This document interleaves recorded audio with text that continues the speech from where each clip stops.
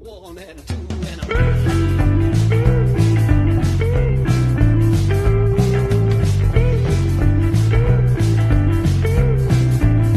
funk. Box funk.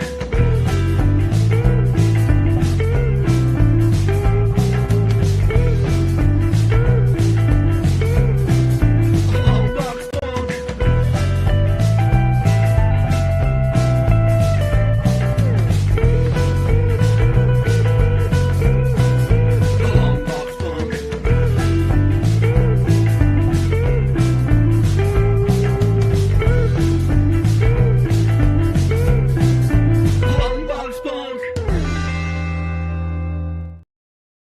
Well, happy Sunday and or Monday if you're Saurabh.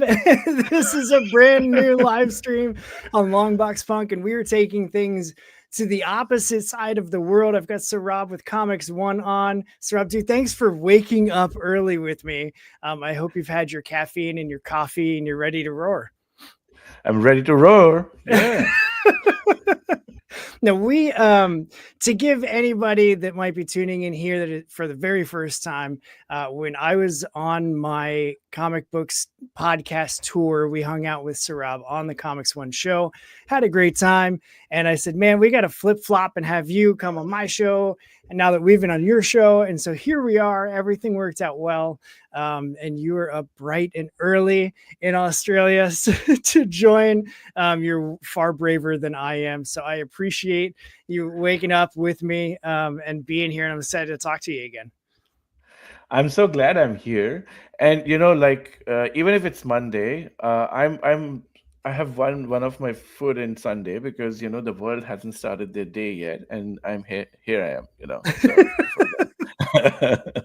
That's perfect. That's got to be unique. Where you at? Is this like? Are you one of the first to see the rest of the world's tomorrow? Yeah, I'm in the eastern part of Australia. I'm in Sydney.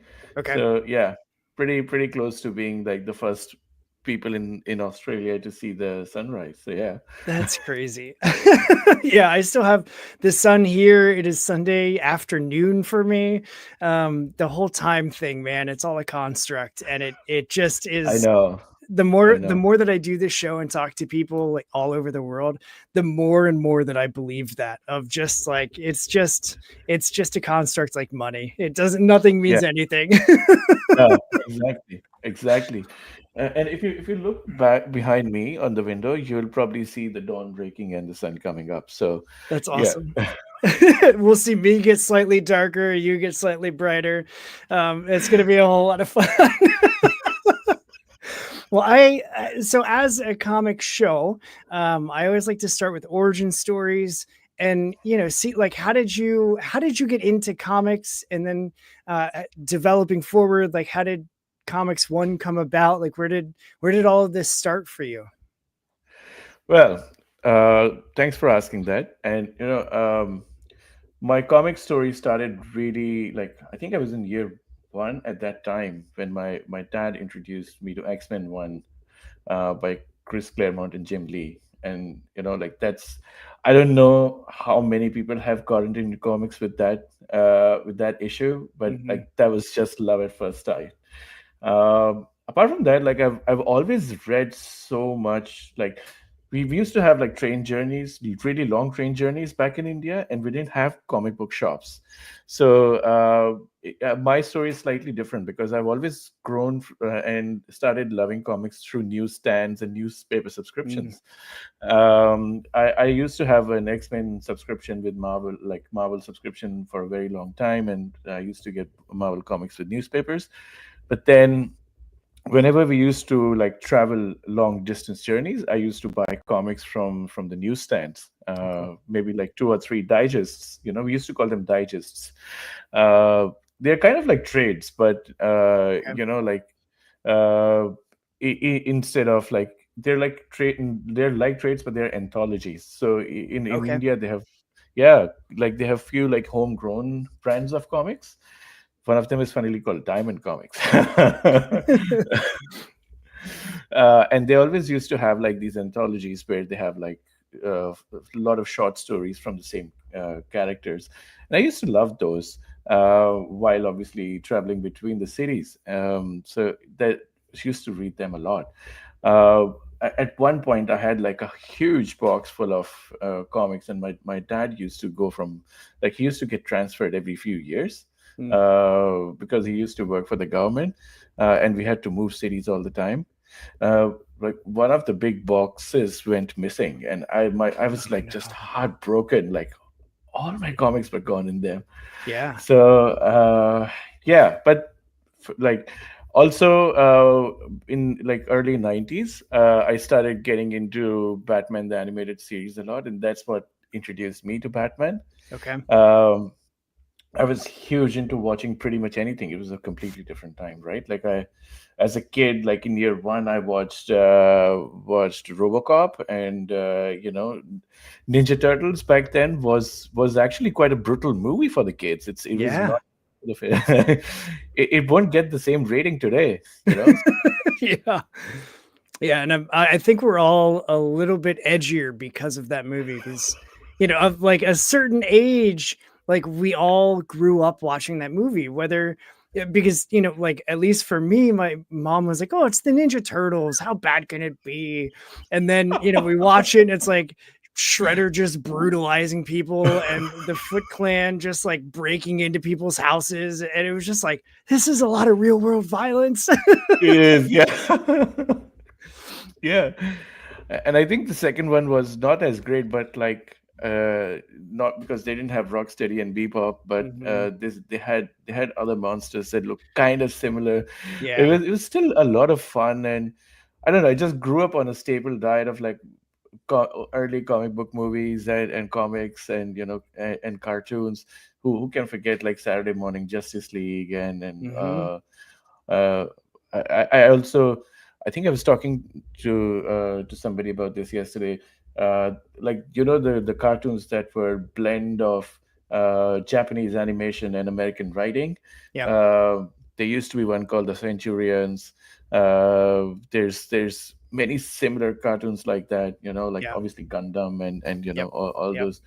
I grew up on healthy diet of those. So yeah, those are my comic book origins as a reader. Yeah. But then I love writing. As I grew up, I read a lot, not just comic books, uh, and I always wanted to write. So I started writing. Obviously, I'm from tech, so I started writing tech articles in magazines, and I wrote my first fully published book in tech. And then I was like, yeah, I like tech is good, but I want to keep writing fiction. Yeah. So I wrote my first short story in a science fiction magazine, and it got published. And then I got more and more confident of writing a comic book. That's So awesome. uh, thank you. That's so cool. uh, so I joined a Facebook group, and like a lot of Facebook groups. I think this was like 2016 or 2015, 2016, and Facebook groups were really encouraging about, like, there was a lot of them for like early writers doing anthologies, and I think Mhm. there still are plenty of them. So I joined one of them. I did like I joined an anthology called Monster Mashup, which was a public domain crossover anthology. Okay. So the idea was you'd pick up like your part of the story would cross over two different monsters from public domain. Um, so I chose a relatively like not relatively, a completely unknown character called Ardora. Like she's a princess, space princess, and like I think she's from one of the defunct comics from the 1950s. So I thought like it'll be good to start with some character who's completely unknown, so I can build her backstory completely, right? Yeah. Uh, and her idea was to she would invade the underworld, unleash the undead on the living, and like because she wanted to rule both the realms. That's awesome. um yeah. So she was trying to take control of the underworld by capturing Kerberos, but Kerberos was the other monster, and Kerberos won't let it. So it was like a fight between Kerberos and a princess, and it was just like all hellscape set in the underworld. just completely like horror visuals for like 8 pages. That's cool. Um, yeah, thank you. It was quite fun writing that. Yeah. Uh, and I became part of the Kickstarter campaign, so I ended up like helping the folks put together a website, do all the web stuff for them, run the campaign. It was a whole lot of fun. We ended up raising what like $7 or $8,000. Oh wow. It was quite big. I think 2017 was a different time. It was so much Yeah. easier to raise money. And there were fewer campaigns. Like I keep seeing it from creators now, and I read a ton. Like there's a lot on Substack about like how crowdfunding is different this year, even from 2 years ago, let alone Oh yeah. 8 years ago. Like where it's just more commonplace. Yeah, exactly. The volumes increased, the number of like not just like amount of Kickstarters, but in general, like there's so many like people who are doing smaller campaigns. Some people who were already doing smaller campaigns are doing bigger ones now. Mhm. Because 2 or 3 years ago, there were people doing like $1,500 to $2,000 campaigns. They've now graduated to doing 6,000 or $10,000 ones. Yeah. There's so many mainstream comics who have come into doing like crowdfunding, and like as going direct to people, and Yeah. that's changed the game so much.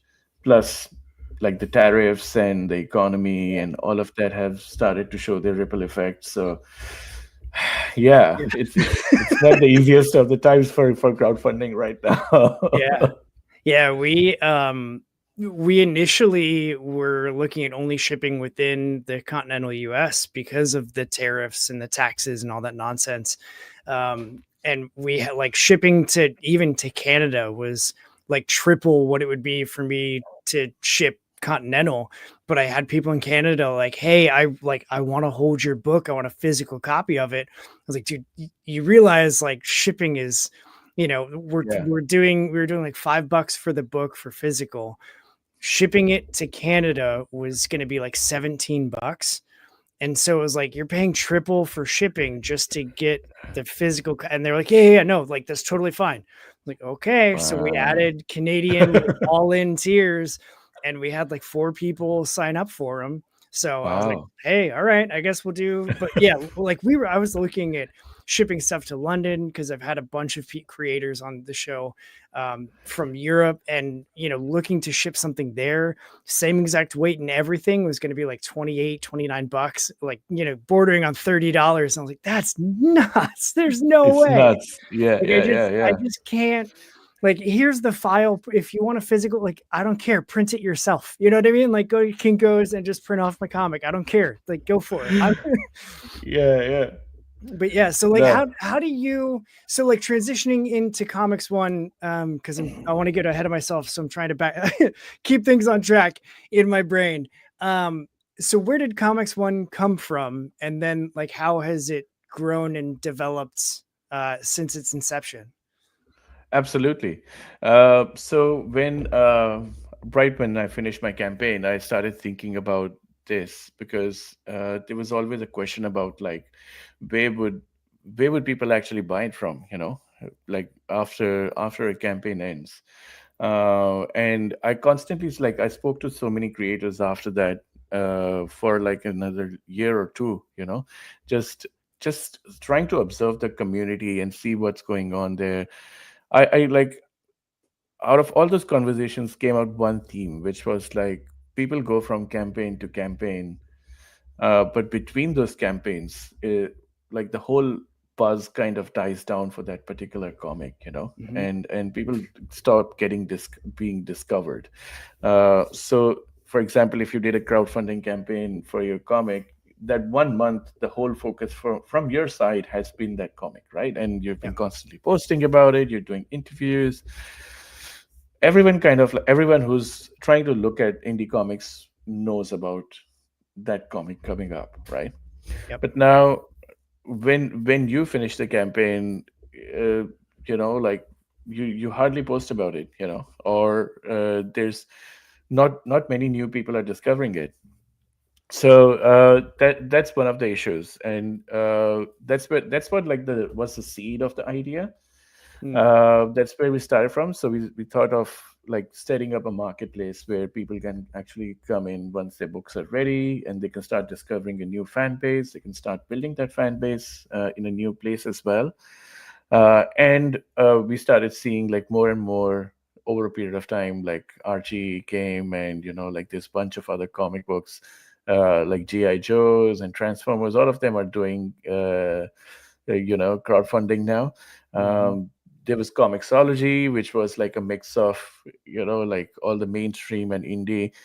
But like the problem is, even with like someone like Global Comics, like indies kind of get lost in the sea of all the mainstream comics. So we wanted to just dedicate the corner of internet for all the indie comics, and say like, yeah, mainstream has its stay, like it's going to stay on several platforms. Let's Yep. just build something for the indie community, and here we are. That's awesome. um, yeah, so in last like couple of years, it's just taken a bit of life of its own, and like it's grown from just being a marketplace. We've validated so many ideas we already had, but we feel like crowdfunding is one piece of it, and marketplace is another. We kind Mhm. of want to fit them together. So the crowdfunding that we're slowly releasing right now to public. If you don't mind me plugging, there are a couple of campaigns coming up. Of course Being a not. real Yeah, short plug person, away. yeah, yeah.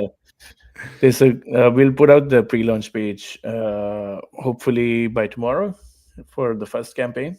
It's called No One Gets Hurt. It's kind of like it's a cerebral horror comic Oh, cool. in the vein of something is killing the children. Okay. So yeah, it's a really really beautiful comic. It's very well done. And the other one is an Eisner nominated writer's comic called Ricky Infinity. It's written by Marco Lopez. He's he won an award for an anthology called Puerto Rico Strong. Mm, He's a Puerto Rican writer. okay.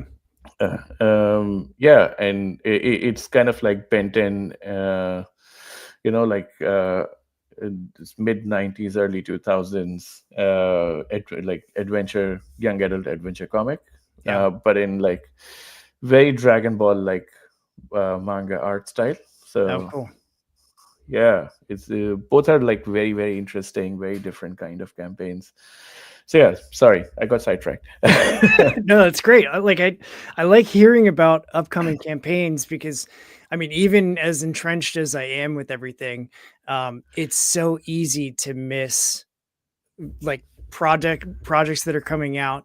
There's so many indie creators. When I first started the show, and I've talked about it before, like I just kind of fell into the indie corner of comics and immediately fell in love with it, and then was like, well, shoot, I'm gonna like how many people can I talk to? Like, am I gonna run out of people to talk to?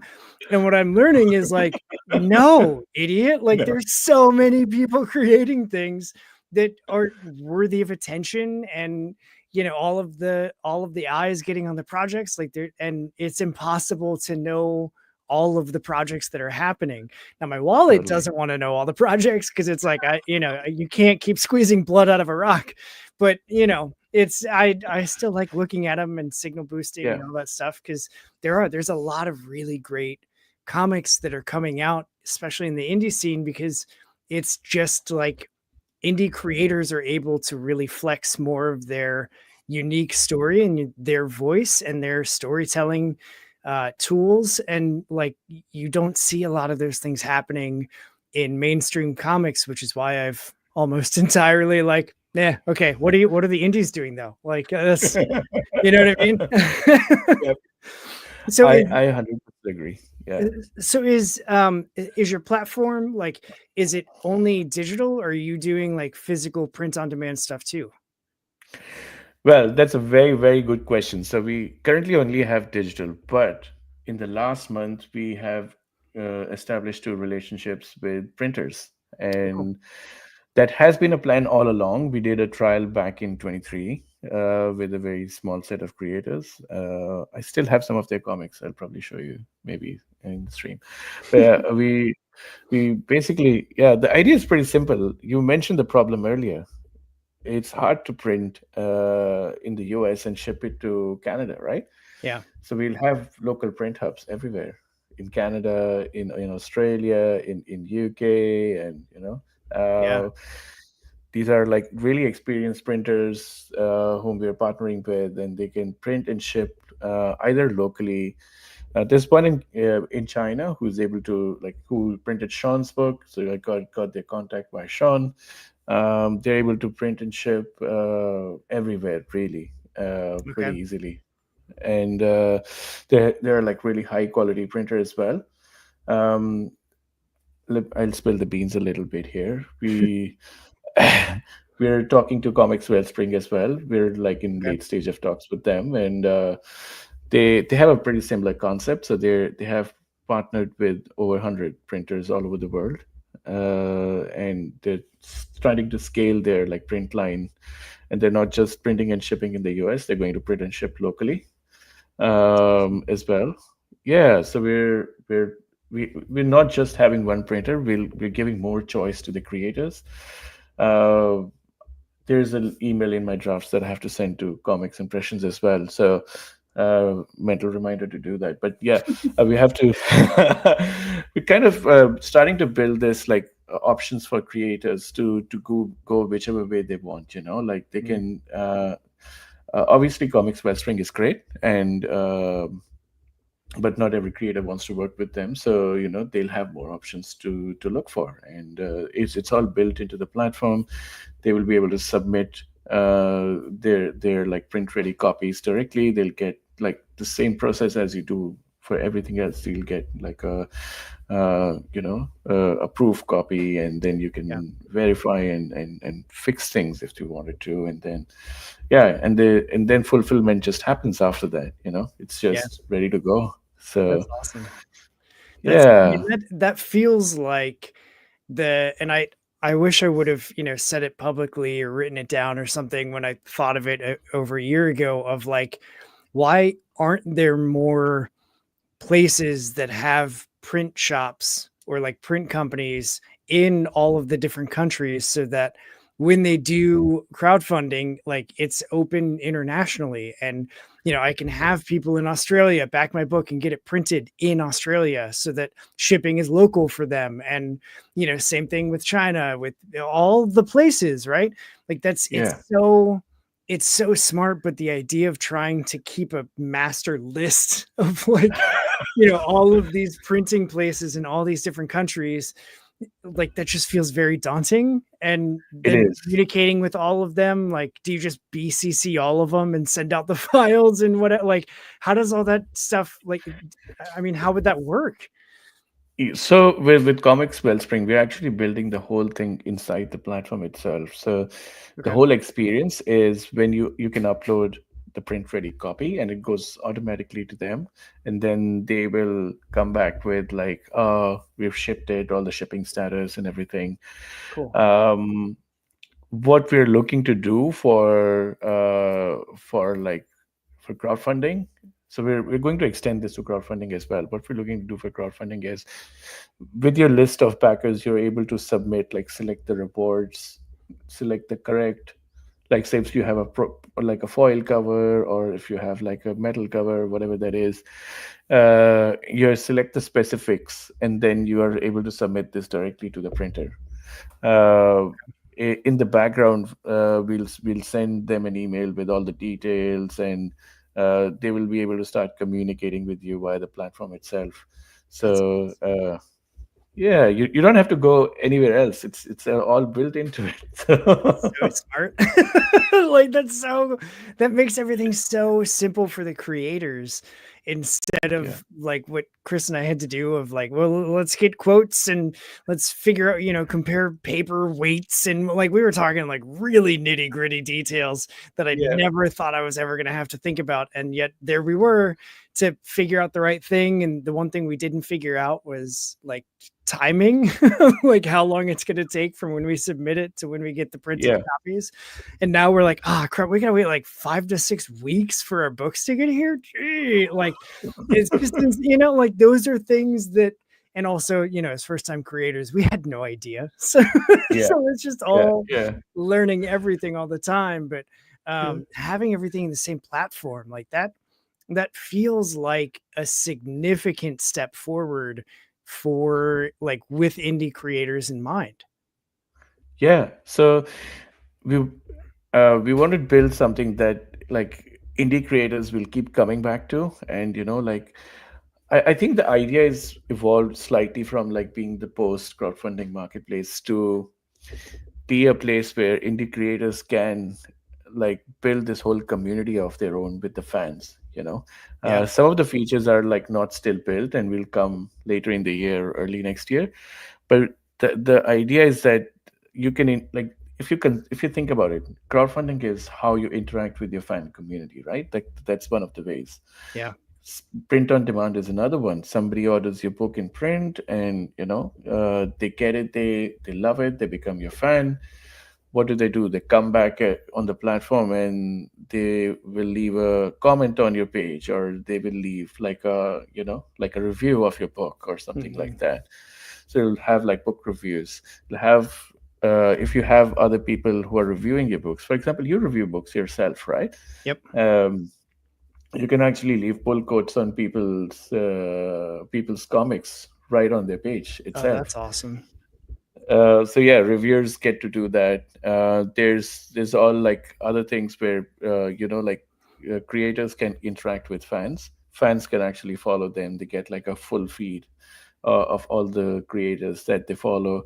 Like if they have an upcoming project, if they're writing something, kind of like Substack, right? Like if they're Yeah. writing something, if they're live, all of that is tailored into one big feed, and then you get to be in the know of all the favorite indie creators that you follow, basically. That's Yeah. awesome. Like that's like whole picture, full package, all wrapped up in a nice little bow. Like that's crazy cool. Thank you so much. Is that And like then yeah, sorry, you were saying. no, did all of that come out of your brain or like how I need to understand like how did you think to include all of those things in Well, like the one package? Well, it did and it didn't. So part of it was me thinking, okay, how can we get more fans and get them engaged with the creators? Because I think the problem in my mind was longevity of these comics, and like how can say like you have a catalog that you worked on like and built a catalog say like 6 years 7 years ago, but if a new person comes in and through one of your new comics, how do they actually go back and start discovering your old stuff? Yeah. That was the idea it started from. And then I started thinking, I started speaking to a few other creators. What do you do? And then turns out like you go and build a community on say Patreon or Kofi or one of those platforms. Then you come back to sorry, Kickstarter, build a different community there, and then you go on Substack and build a different community there. uh, and I was like, you have like 6 or 7 different communities to manage. That's a lot of work. Yeah. um, that's also like paying like 3 or 4 different platforms, like different amounts of fee and all of that stuff, right?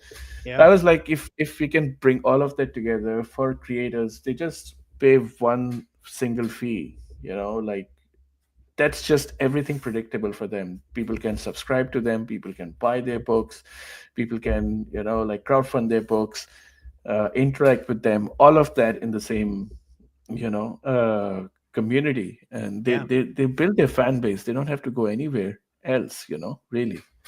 Yeah, and that's like one of the things, not that people are pining to give me all their money, but like I've had several people reach out saying, "Oh my gosh, I can't believe I missed your campaign. Like, how do I buy your book?" And I'm like, "I don't know. shoot me a DM in your PayPal? Like, I don't know. So having something that would be easy to just direct them of like, oh, I have everything actually through Comix One. Like, just go Yeah. there and find me, and you can get this book and prior books and future things. Like having that's a crazy powerful tool to have in the creator's pocket. Like that's Yeah. and like you said, it's really difficult to manage multiple communities and of followers or subscribers or whatever, like trying to manage. That's why early on I tried to have, a show profile on all the socials, and I was going to do all the stuff, and very quickly was like, that's dumb. Like, this is so stupid. Why am I doing this? And so I just limited it down to, I'm doing Blue Sky, Instagram, and Threads, and that's it. Yeah. And even then, it's like only under my show name. Like, I stopped using my personal ones completely because I'm like, whatever. It's just, I don't know why I felt the need to be different, but so now everything is under the show, and that's just how it is. Cause I'm of the mind, like, I don't have the time to be everywhere all the time for everyone. Yeah. Like, if you want to find me, this is where you find me. If you want me somewhere else, sorry, cause I'm not there. And like, it works out well, but I know people that are trying to still do, I don't use Facebook. Like, I have one, but I don't use it. Like, that's my Yeah. personal thing anyway, right? Like, I have my cousins and aunts and uncles and stuff on Facebook now. I don't, whatever. But like, I've never done TikTok. I refuse to get on there. I refuse to go to Snapchat. I don't even know Yeah. how I would do Snapchat with the show. But so like, there's stuff like that where I'm like, I just don't need that in my life. I Yeah. spend enough time online as it is. So, but like, all of that to say, if it was streamlined or simplified and just a single location or a single destination, even for the consumer side of it, then suddenly it's like, oh, I can only go one place and I can find all of your stuff, and I can buy your books, and I can get your updates, and I can get your newsletter, and I can subscribe to you to give you a monthly fee or whatever. Like that, gosh, that's so relaxing. It's so much easier. Thank you so much. Talking about the consumer side, right? Like for readers, I've been talking so much about creators. For the readers, the app is actually very easy to use. It's very simple right now. We initially, the app was just a vehicle for people to be able to read on the go whatever they've purchased. And that's what Mhm. it is right now. We're slowly extending it to become like a vehicle for all the crowdfunding books as well. So now, once your books are ready, you can just drop it onto. You can upload the copies onto your creator dashboard, and fulfill your digital tiers, and everybody gets a book on their app, plop, right away, That's and that's it. awesome. Thank you. And it's the good thing is, we don't, like, even if we're building this wholly integrated system, we don't lock anybody into our ecosystem. We don't really want to lock creators with the contracts. We don't want to lock people into like not having a choice. So readers can actually download and exit the whole thing if they wanted to. Like, they can download the Mm. entire catalog. They can just, if they don't like the platform, they can just exit and take their books wherever they want to. Yeah. If the creators want to move out, they have everything. Like, we do same day payouts, and like, people get paid every single day, so they don't have to wait for the money for like another month or whatever. So Yeah. they have a delete button. So if they don't like us, they can like, it's completely their choice. It's freedom is in their hands, essentially. That's So yeah. awesome. Dude, I mean, like, I'm just, the more that you talk about what you've integrated, the more and more that I'm like, I need to call Chris, and we need to to get a hold of you, because like, having people ask about like, well, where do you find it? And it was just like, the daunting as the creative, it's like, okay, so do I need to make a website where people can buy my book, and I can maybe like, try and reduce how much I'm on other platforms, and just have like a blog Substack type of thing on the website, and you can buy the book on the website, and I can do like videos on the website, like trying to think of that and how daunting all of that is as someone that doesn't understand how any of that works. Every time I start looking into starting my own website, I get into the difference of like hosting and domains and building it, and I'm just like, okay, I'm never mind, I'm fine going to all of these other places. But like just having that thought of, having the one place that you can send people, it Yeah. just seems so like no brainer. And it's no wonder that there's so many creators that I've had here on the show that have also, like, I was looking through all of the creators that are on Comix One and looking at all the books that are there, and I'm like, oh, I helped crowdfund that one, and I have talked to them on their show twice. And I watched this one where you had like Paul Dieter on the show, and like you talked to him, and Yeah. it was just like there's so many overlaps Yeah. within the indie comic space that even though like I mentioned at the very start, we're on opposite sides of the globe. Now that you're getting the sun, I see that. Like Monday has dawned for you. Well, it's Yeah. still Sunday for me. And yet, like, we still have like Bigfoot Knows Karate is on your site, and all the homebrew books are there. And Feathered Serpent with Luis, and who else? Sean Sunday, and Dieter's Lost in Translation. Like all of these books that I was looking at in your catalog, I was just like, I have read half of these already. This is so cool. Like I need to get the app so that I can have access to them on my phone instead of like, is there, as someone who has a ton of digital books anyway, is there a feature that you've got in the app where I could like upload PDFs that I've already got and read them within the app that way, like on your native reader? Or is it purely like if you buy the books through Comix One, those are the ones that you can read, similar to like a Bandcamp setup with music of like, if you buy it on Bandcamp, you can listen to it. If you don't, then you don't. Yeah. At the moment, it's Bandcamp style, Okay. but that's a good thing you raised. So maybe we can look into it. We did have a, like, this was last year. We were having conversations with another reader, and like I said, like we want more choice for the readers as well. There was an app called Panels.app. Mhm. App Panels has a deep integration with Substack.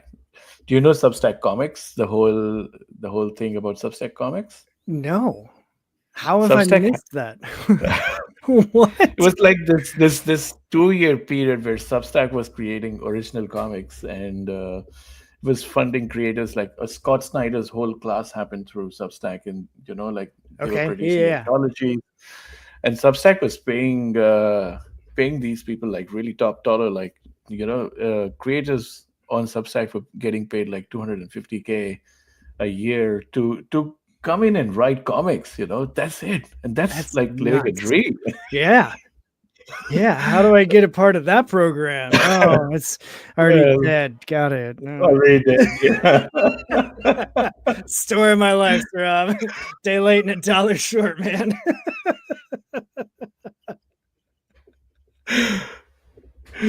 Yeah, Mm, 2 years and $3 million later, they have shut down the program. So yeah. Yeah. I yeah, mean, I guess if you're paying creatives that much money to write comics, and then you quickly realize, like, oh, I am not going to make that money back. Well, I already paid them. Darn it. Okay.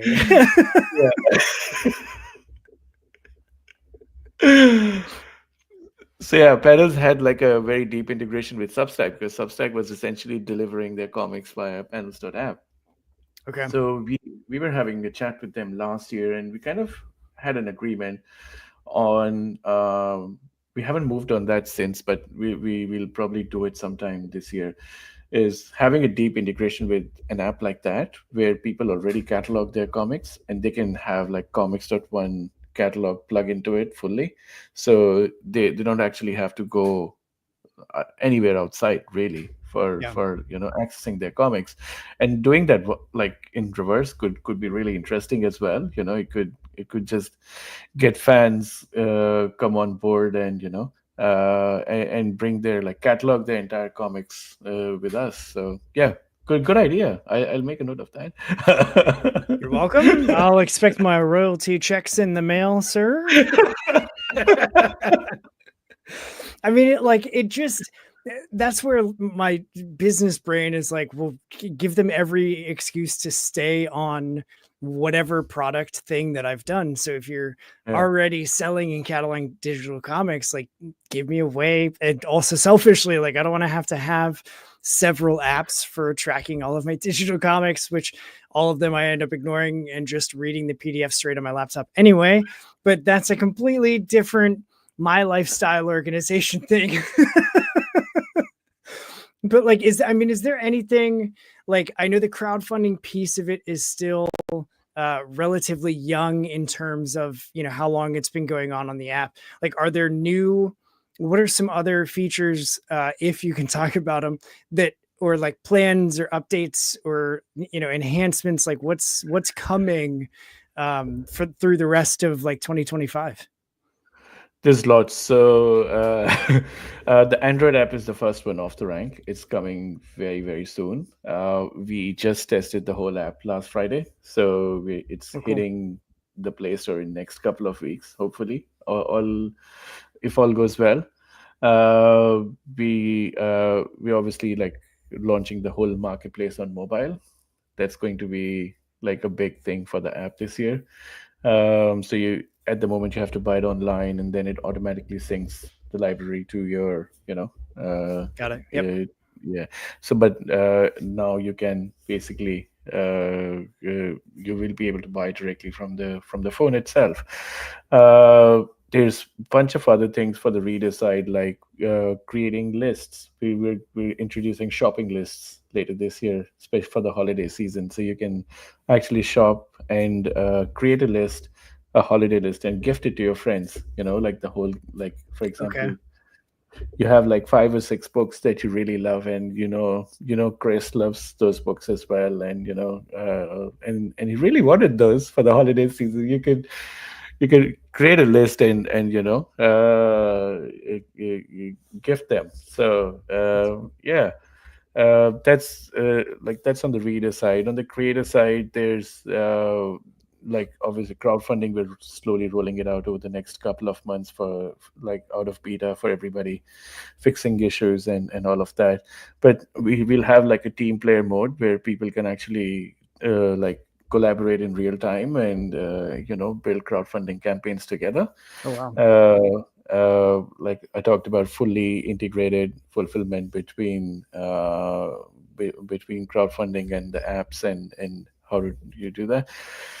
We're secretly building something for Kickstarter, so if people already have a Kickstarter, they can actually fulfill the Kickstarter campaigns as well through our platform.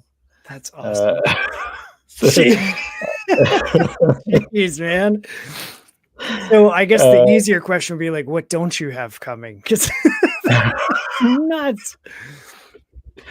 I talked about socials, like following and all of that, and subscriptions. But subscriptions could be like, say, early 26. Yeah. Okay. So Is we there have a and this is me not being super tech minded, is there a way that as a creator I could set up everything on Comix One, and you can buy my book, you can, follow whatever.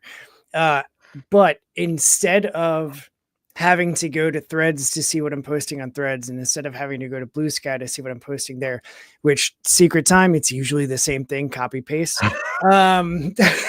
Just for different platforms, I occasionally, depending what mood I'm in, might post something somewhere else. But it's weird, the engagement is different for the exact yeah, same thing. Like I don't yeah. understand it. But like, is there a way to, instead of having Threads and Blue Sky, them like magically dump into everything on like on a Comix.one feed? Oh, that's a good idea. We had initially thought of that. We haven't, like, I think it will come in, when will it come? But like we haven't. It's not the most prioritized thing right now, but I think Sure. that's a good idea. I think what we've thought is like because building out the platform itself is so much work, and the team is really small. It's just two of us Oh, doing most of geez. it. Yeah. So my sister is the founding engineer. She works at, she does all the beautiful things that you see, like building the front of the website.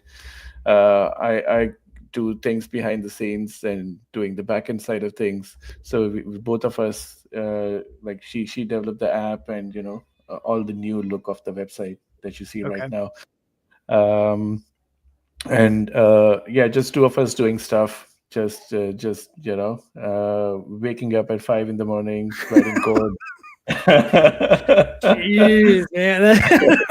I don't understand your life at all.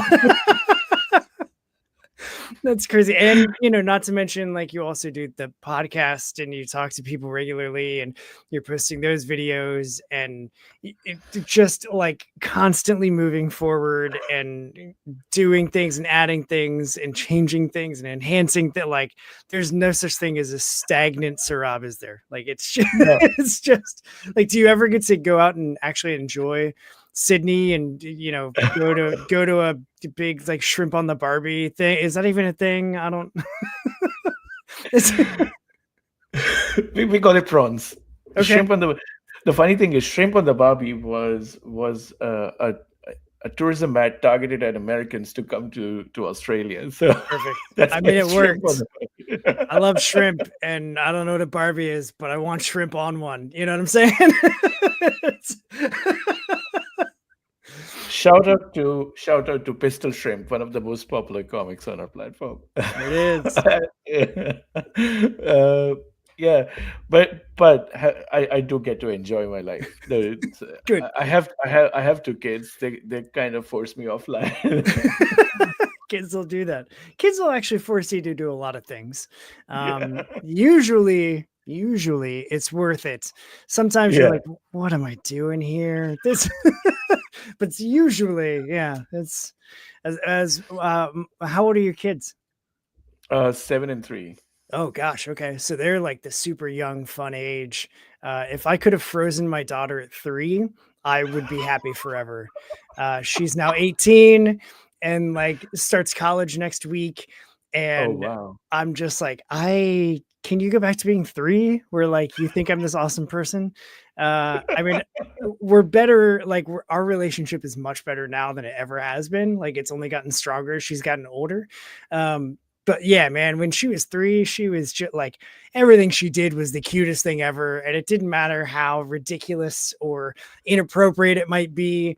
The first time that she cussed, like she had her little sippy cup and we were over at my mom's house and she like it slipped out of her hands and it fell and the top popped off and it spilled all over her socks. And she was like, oh shit. And it was like, I couldn't even be mad because she used it in the exact right context. And I was just Yep, like, yep, yep.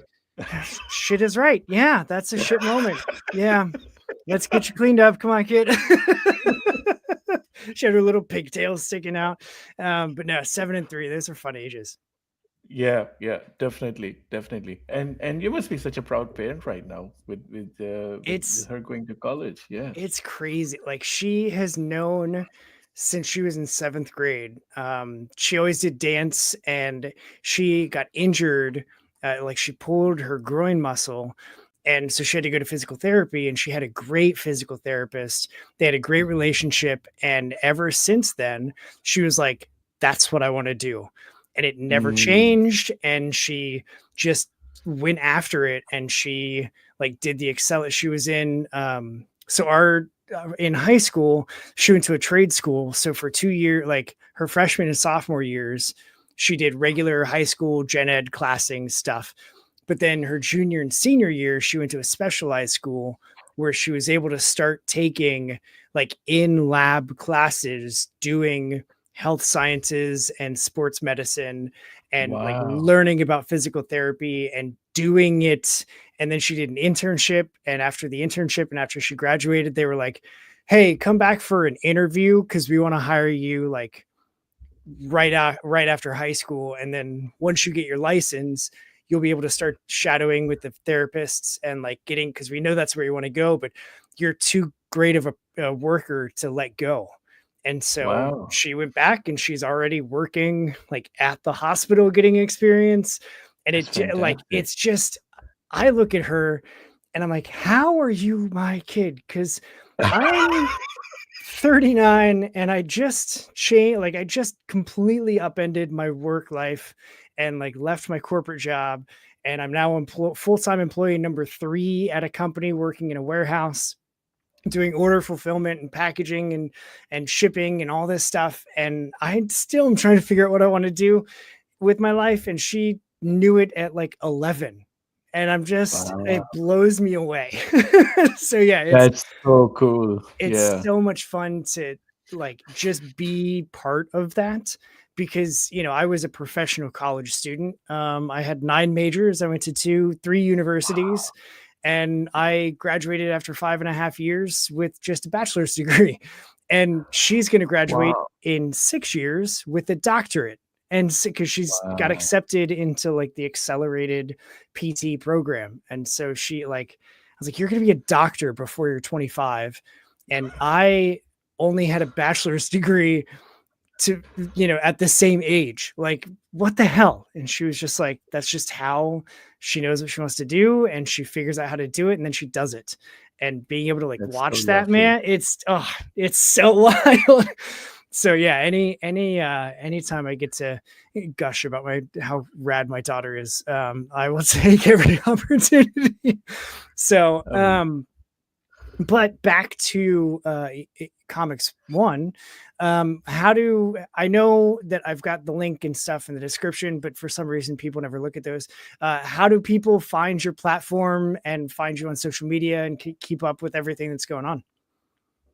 awesome. So it's very easy to find me and find us. Comics.one, like Chris said correctly, that's the website. There's if you're a reader, go and support all the lovely creators we have by directly purchasing their comics.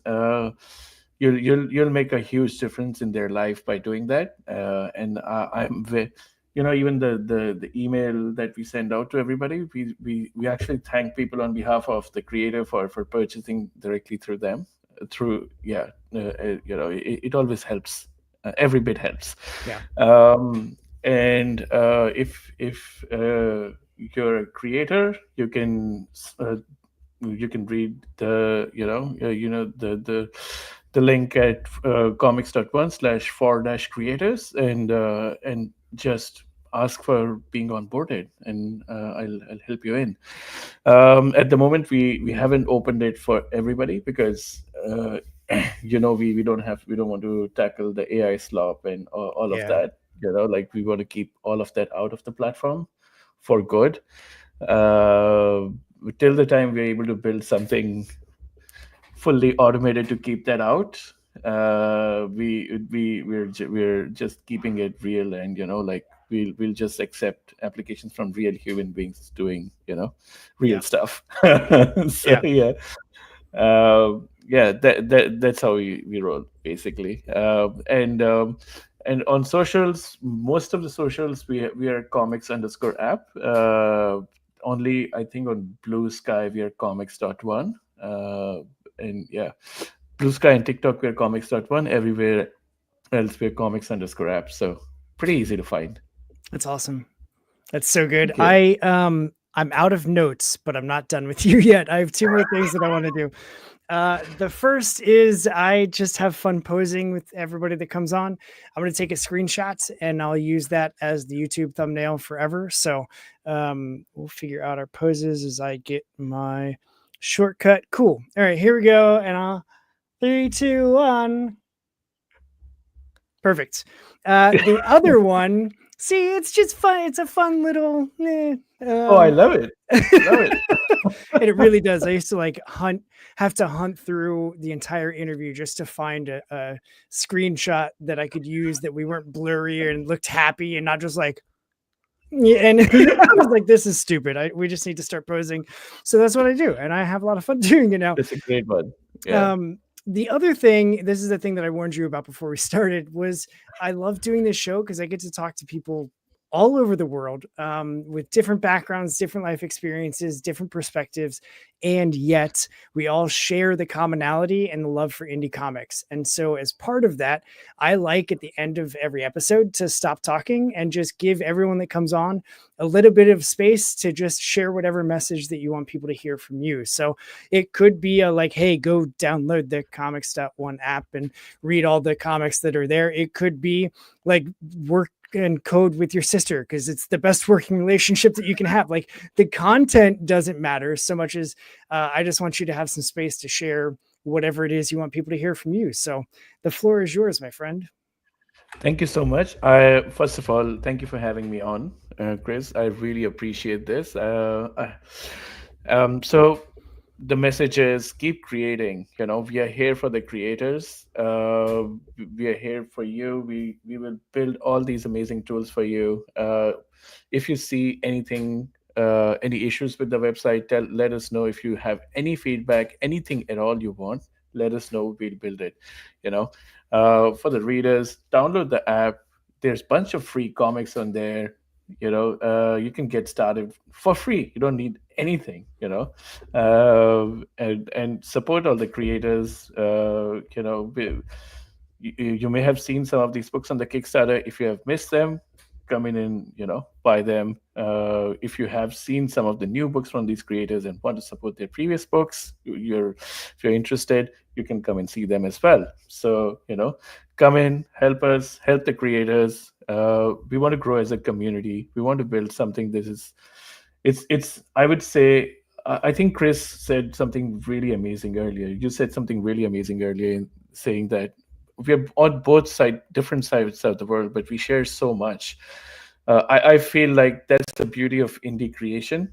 The creators, because these stories are so personal, they're from the heart. They resonate to you on a deeper level as a human being, and you can be really anywhere in the world. You can see yourself in some of those stories. So yeah, that's why I fell in love with indie comics a few years ago. That's because one, I was a creator myself, and two, when I started reading some of these comics, it was just a completely different feeling, you know. Yeah. Obviously, I do love my dose of, you know, Superman comics and you know, Mark Waid's and everybody else, but nothing replaces indie comics these days for me. Yeah. So, yeah, please help us make this a full-time job, hopefully someday, and, you know, uh, help us get self-indulgent and keep this love letter to indie comics going, you know. It's awesome. Yeah, Thank you. it absolutely should be a full-time job for you. Because if you've done this where it's not a full-time job, I can't even imagine how robust it would be if you were putting 40 hours a week into it, or 32 hours a week if you're lucky and don't have a 5-day work schedule like some of us do. Then some people have 7-day work weeks. I've been there. You know what I mean? Like, I've I been know. there. The grind is real, and you, my friend, are grinding harder than a lot of people I know. So thank you for putting all of the time and effort. Thank your sister for me too, because I mean, the website looks great. It's so easy to Thank you. use. The app, I downloaded, I just haven't had a ton of time, honestly, to dig around in it. But now that I know that there's free comics in there somewhere, I know what the rest of my afternoon is going to be. So this was great. I always enjoy talking to you. I'm sure after I talk to Chris, I'll be reaching out to you again to leverage a little bit of this relationship. Because it really does. Like, the Comix One app sounds like it's a no-brainer for indie creators to have that space and that platform and that connection with the community to just continue growing everything together. Like, when one boat rises, it's not because another one sinks, it's because all the rest are rising too. So I think you're part of the reason that the water is rising in the indie comics community. So I thank you for that. And No, I thank look you so forward to much. seeing all of the things that you have coming. for all of the users and creators the rest of this year and into next year. So thanks so much for hanging out. Hang Thank tight. you so much. After this, I've got some logistics for you. But for everybody else that was watching now or in the future or listening, I hope you have a good whatever it is for you. And what's a good podcast without a good tagline? This one's mine. Go do what's good for you, punks, and read some indie comics because we are out of here.